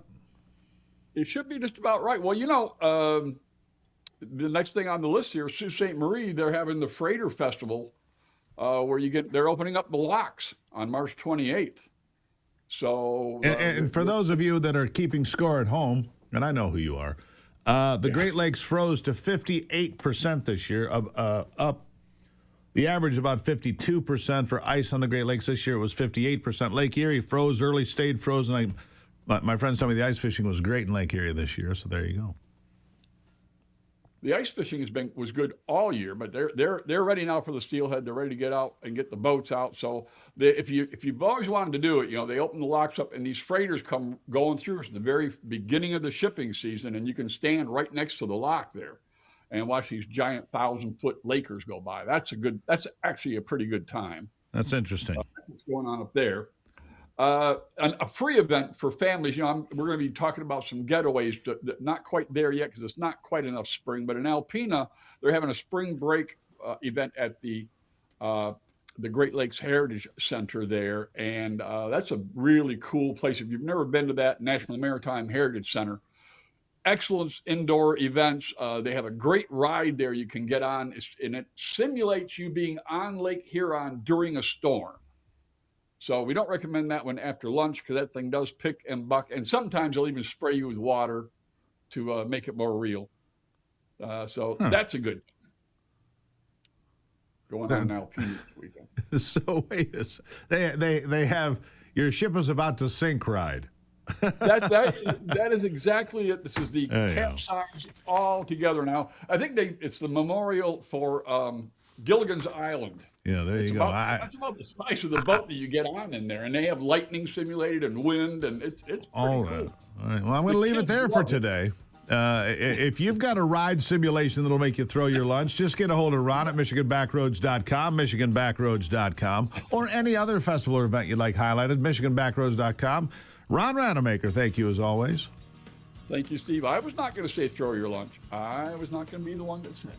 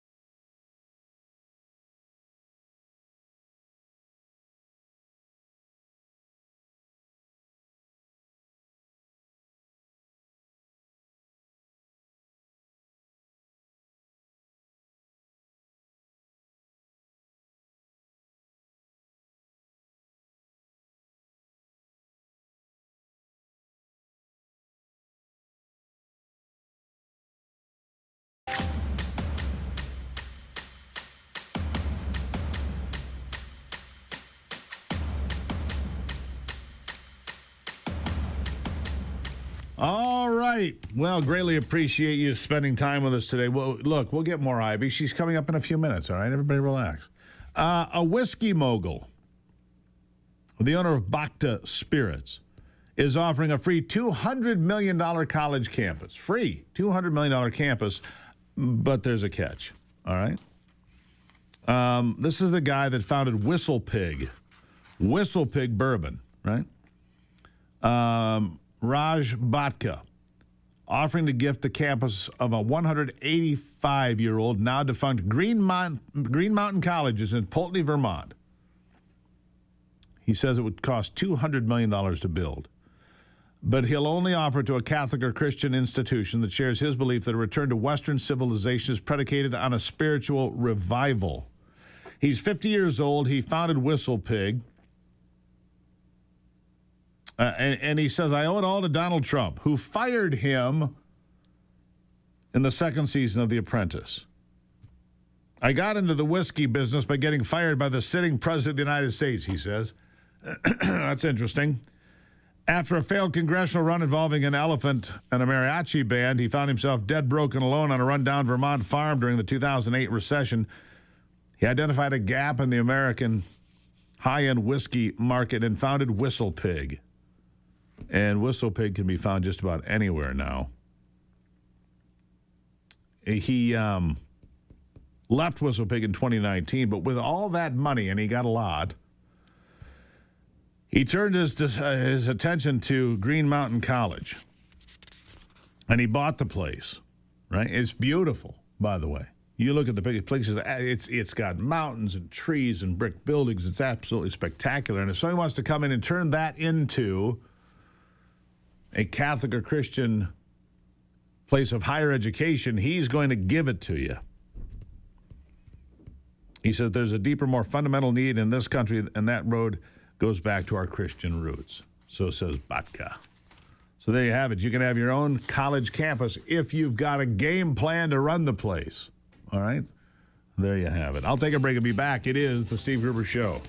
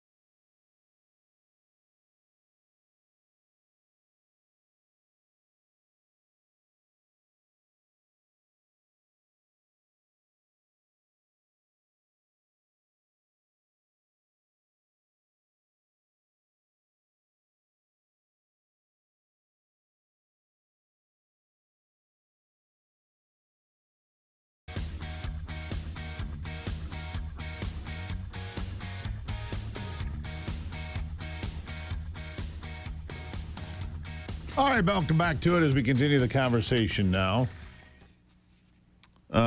Brand new public safety policies, strong support for Michigan law enforcement. That's the conversation that we're headed into next with State Representative Mike Harris of the 52nd District in Michigan. Mike, welcome to the program. I think Brock's calling him. Oh, okay. Well, that's fine. Apparently we're putting him on the phone. I was all set to go and talk about this, but they're putting together a new House Law Enforcement Caucus here in Michigan to support law enforcement. What a remarkable time to do this. You know, I heard yesterday that in the cities where the National Guard is ruled in, D.C., Memphis, and New Orleans, crime is down dramatically. And Steve Cohen, the radical leftist member of Congress, the only Democrat in all of Tennessee that's in Congress, because he represents Memphis, actually had to admit that yes, in fact, that had worked. I got him. And then he complained that Memphis was short 1,000 officers. Well, gee, why do you think that is? They get spit on, screamed at, told they can't do their jobs. And if they do their jobs as prescribed by law, they find themselves on trial, fighting for their lives and their future. It's remarkable. Mike, welcome to the program. Glad to be back. Glad to have you here. So you've created a House Law Enforcement Caucus to champion public safety officials. Tell me about this. Yeah, you know, I spent 26 years in law enforcement. And in my time here in the legislature, I have seen law enforcement being vilified for political profit. Right. And I'm tired of it. And I think the rest of us are tired of it too, Steve. So we want to give law enforcement an extra voice. We want to back the blue. And we're not seeing that across the nation. And I'm tired of our politicians taking advantage of these professionals. Well, you see people on the right doing the exact opposite. Donald Trump this week said that he is going to pay active duty pay to those National Guard members that were in D.C. and Memphis and New Orleans. That's a step in the right direction. And when you hear cities like Memphis are short 1,000 officers, I sit here and go, obviously, who wants the job? Yeah. You get treated like dirt. You get spit at, sworn at, pushed around. If you do your job, like I just mentioned, you can find yourself on the receiving end of a prosecution. I'm sorry, but 80 grand a year or whatever these jobs pay isn't worth all that, is it? No, and you know what? And it's gotten worse, Steve, because now there is this attitude about doxing officers, right? We're putting out their personal information. We're identifying them on social media. We're advocating for people to do bad things to them and their families. It's ridiculous. It is. And look, one of the things, and I've mentioned this to some of your colleagues, I'm going to mention it to you. The fact that anybody can get online, if you know the name of the officer, here's Officer Smith, whatever. And anybody can get online today and find out where you live or I live or anybody else. We need privacy laws because here's the thing. If you have a mortgage, your information is public information. Your information is public. If you're a wealthier individual and you buy your home for cash, you're not public information. You just put it under an LLC. That's wrong. Why should you and I be out there, Mike, because we have a mortgage and people that have more money than us get to remain private and hidden? That's wrong. We need privacy in this country. I mean, there are hunting apps out there that will tell you who the landowner is, how to find them, all sorts of things. And in this day and age, that's dangerous, not just for police officers. It's dangerous for people who do what I do, because there are nutballs out there that would like to turn me into Charlie Kirk, right? Yeah. It is so easy to get information on people. It really is. And, you know, the more we use social media, the more we use AI, the more our information gets out there on top of the normal public process, right? And it's something we all need to consider. Yeah. So let's talk about where we go from here. What is this new caucus going to do for police officers? Can we, because I think that Donald Trump could do something about this. I think that the governor could do something about this. How about a bonus to become a police officer? How about more protection for police officers doing what we asked them to do, which is protect our communities and our state? Can we do more? How about we just support their efforts? I mean, instead of vilifying them, let's do things that actually support what they're trying to do. Let's acknowledge the sacrifices that them and their families are making. It's insane to me that we don't. And luckily, I came from a community, Waterford Township, very, very supportive of their police, which is probably why I stayed there a full career. They took care of my family, and that's part of what got me to run for office in that same area, because I still wanted to give back to that community, right? Because they were so supportive. But one of the big things that we're going to look at is how to vet policy, hopefully that other reps are working on, and help to get it across the finish line in a supportive nature. We're looking at what can we do to bolster officer safety, enhance penalties for assaults against officers, recruitment and retention initiatives, and just to be an extra voice, to push a public message out that we need to support these men and women. These aren't crazy cowboys and cowgirls out roughing people up left and right. These are professionals that want to go out there and make a difference in their communities, and I want to support them. Yeah. All the cops are criminals and all the sinners saints. Thank you to the Rolling Stones for that line, by the way. But that really is the way the Democrats want to treat things. I mean, let me ask you this, Mike. In your 38 years, did you ever leave the house one day saying, "Gosh, I hope I get to shoot somebody today"? I mean, this is how Democrats want you to think police officers think, and that's just so far from the truth, isn't it? Yep. It's, you know what, all the officers I've met over my years, really the most important thing that they have in their lives is realizing the value of human life. And, I think the rest of us need to think the same way, right? They put such a high value on human life. I know the media sometimes wants to make light of a specific incident here and there. Listen, no one despises a bad cop more than a good cop. And it is such a small percentage of officers that tarnish the badge. I think we, as another media personality put it, I think we have worse luck in our religious centers. We have worse luck in our schools. We hold things to be at such a high level for law enforcement, and these folks police themselves. Yeah, absolutely true. I like everything you said about this. So I tip my hat to you for undertaking something that's important. Stop villainizing law enforcement. Start celebrating them. When we were kids, we were told to respect the police. We need to do that again. Mike Harris, appreciate what you're doing. Thank you. Thank you, Steve. Really appreciate it. I mean, look, I go back to 2015. When 5 police officers, all black by the way, were gunned down and murdered in the streets of Dallas, Texas, defending a Black Lives Matter rally. Right? Gunned down. Nobody talks about that. Barack Obama barely mentioned it. He was president at the time. Police officers are being targeted every day, and I'm dead serious about this privacy law. Why should somebody who has a mortgage be public information? And if you don't have a mortgage, you can be private. You can be anonymous. That needs to change. That needs to change now. Anything less is just not acceptable. I'll be back with Ivy after the break. Always something good to talk about there. This is The Steve Gruber Show.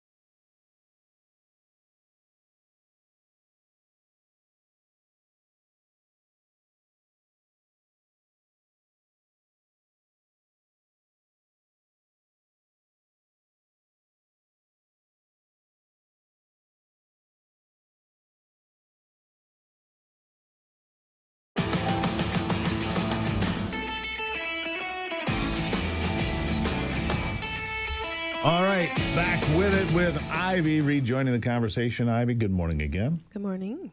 How's it going? Fantastic. Fantastic. How's it going for you? Fantastic, yeah. It's a great day to be alive. Aren't they all? Yes. What do you got on your plate of interesting topics today? Have you heard about the Deporting Fraudsters Act? I have. Democrats all voted against it except a couple. Except a couple. Yes, it's an amendment to the Immigration and Nationality Act. It was introduced by Representative Dave Taylor out of Ohio, and essentially says if a non-citizen has any sort of fraudulent activity, like if they're doing welfare fraud or Social Security fraud or whatever it is, then that is a method to then deport them. Well, hold on. I think you said that not quite right. Okay. Which is even naturalized citizens. If you come here, become a naturalized citizen, and commit fraud in Minneapolis or California or anywhere, because look, fraud is nationwide. We've heard a lot about it in Minnesota. We're about to hear a lot more about it in California, but it's a national. It's a crisis. I just had an email from a guy who said, look, they keep telling us Medicare is in trouble. Well, if there was less fraud, maybe it wouldn't be in so much trouble. And I liked his point. Oh, I mean, the last couple of days we've talked about like hundreds of millions of dollars. Billions. Of Big fraudulent activity. And what I don't understand is all of these Democratic representatives who voted no, I mean, all of them along party lines, except for one that I believe is Representative Kristen McDonald, who is actually from Michigan. She voted yes for the bill to pass. Quietly, and would answer no questions about it. Right. But who do those people represent? How do they represent their constituents? Right, because it's a great point you make. I mean, who wants to say, oh, yeah, you came to this country from pick your place, doesn't matter. You came here from another country. You went through the process of becoming an American citizen, and you didn't go get a job and start building the place. Instead, you started stealing from your neighbors, because that's what when you commit fraud against Medicare, Medicaid, home health care, autism centers, Leering centers, whatever it is, you're stealing from your neighbors. Right. Who endorses that? Apparently, the COVID Democrats fraud, as we do. talked about yesterday. Apparently, the Democrats endorse that. You know, it's okay with them if you steal from your community. And that should be the penalty if you're a naturalized citizen or if you're an illegal immigrant. Of course, you're out. You're out. Period. And that why not? I mean, if you if you no committed reason not. fraud and you're a U.S. citizen, you're depending on the level of fraud, you're going to go to prison. So, anyhow. Yeah. If you and I did that, we would be in jail. So I have an interesting thing I just pulled up too. All right. MIT data shows that Democratic mail-in voting dropped 23 points from 2020 to 2024, with zero drop in Democratic in-person voting. Republican voting was relatively static. The 23-point surge in Democratic mail-in ballots in 2020 has no explanation. Of course it And doesn't. the question is, did those voters ever exist? So, Fair question. question. Obama's first elected term was 69 million. His second was 65 million. Hillary Clinton got 65 million votes. And Joe Biden, 81 million. just a miracle. And then Kamala Harris, 68 million. So Right. it's pretty Consistent. across the board. It's very consistent. Yeah. So the question is, what exactly happened? Fraud. Where's that 23-point surge? Fraud. Of course it's fraud. And we know now that there were so many. I mean, you had talked about John Solomon's report of, the CCP creating people out of thin air. And Correct. there was all of these mail-in ballots that were used to... With no chain of custody, no evidence of who they are. You'd have 100 different applications for mail-in ballots coming from a parking lot. Yeah. It's like there's nothing to see here. Yeah, come on. That just, hey, more people were motivated. All More right. people were motivated than Barack Obama's first term. Yeah. I mean, I know lots of Republicans who said, hey, I really like this guy. Let's try him out. And then they voted against him on the second term. Yeah. I got to ask you something. Okay, go. Story we were looking at yesterday. Okay. I was going to hand it to you, and then I forgot. So there's a headline that a quadruple amputee Oh, man. shot and killed a guy in his car intentionally is charged with murder. I'm sorry, two questions. First, if you're a quadruple amputee, how do you drive the car? That's number one. And number two, how do you shoot a gun? Well, actually, I sent a video this morning of a quadruple amputee shooting weapons and climbing a ladder stand to get a deer blind or into a ladder stand. Right. And shooting a weapon to then harvest a deer. So it is possible. Quadruple amputee, a murder charge, 27 years old. Okay, I just don't get it. I'll need to see videos. Don't you get that it's possible? Well, it's not like they were born with a deformed arm or like they're a quadruple amputee. And they can. You don't have fingers. All right, but they can do extraordinary things if they've been. Okay. You know. And apparently. Well, I'm not saying extraordinary things, meaning if this person killed someone, that's terrible. Please don't take that bite and say, "Oh my gosh, I thought it was extraordinary." That's not what I'm saying. I got that. Kind of embarrassing for the guy to be taken out that way. Oh my gosh. Too soon, Anthony. Who took you out? Sorry. The quadruple over there took me out. Yeah, well. Well, they never saw it coming. Of course he didn't see it coming. Guy's got no arms and no legs, and he's going to shoot terrible. you? How? This is terrible. Well, it's a serious question. People want to know, how is that possible? Wasn't this guy some sort of champion something or other? Cornhole player. He's a professional All right, you got no arms and legs. How are you a cornhole player? I'm just so baffled. I'm sorry. I need... prosthetics, maybe? Maybe. I need diagrams. I need pictures. I need more information on that story. And suddenly the conversation went down. Whatever. Okay, blame me for that one. All right. Oh, my goodness. Stick around, Ivy. I've got one more question for you. Okay. And you too, Brock, and you too, Anthony. I think Brock will get one of these answers right. I'm putting my money on Brock to have this right. Brock, no pressure. Right? No pressure. Right? But we'll stick around with Ivy. One more little go-round here on the Steve Gruber Show. Don't you go anywhere because you need to answer the question, too. It is the Steve Gruber Show.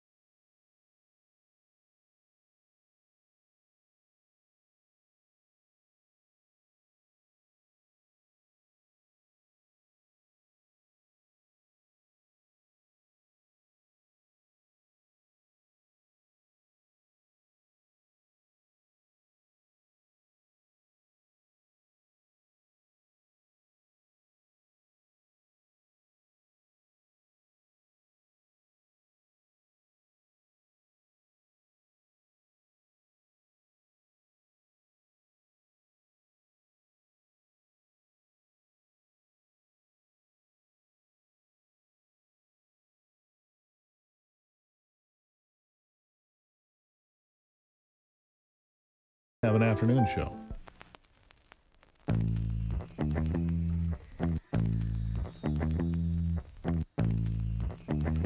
All right, so here's the question. I'll get right to it because I want everybody to weigh in on this. And I talked to, so Ivy. I'm a little concerned.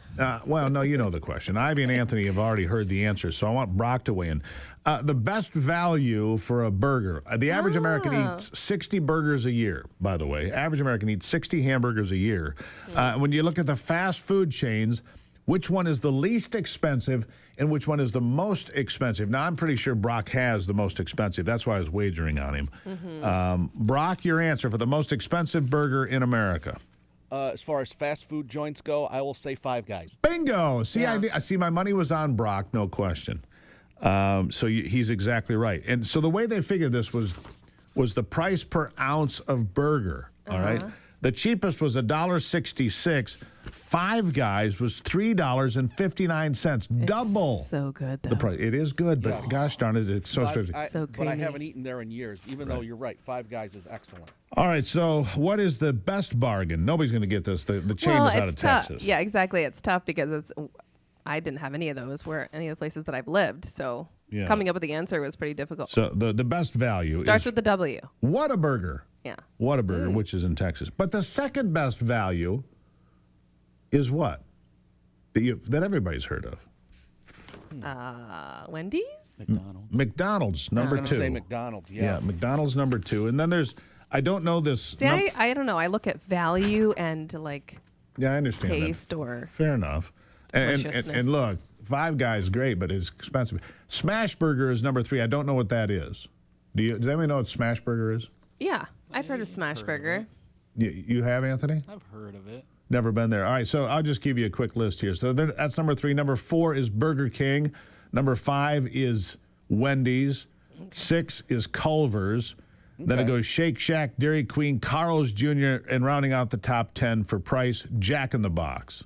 But the most expensive are Sonic, In-N-Out, which I love In-N-Out burgers too, and A&W, then of course Five Guys. So there's your burger pricing for today. All right. Yep, A&W's not too bad. No, they're pretty good if you can find one that's still serving the root beer. I love that place. Anyhow, well, the root beer's sensational. Yeah, gotta I leave eat it there. way more than 60 burgers in a year. I know, we've seen you.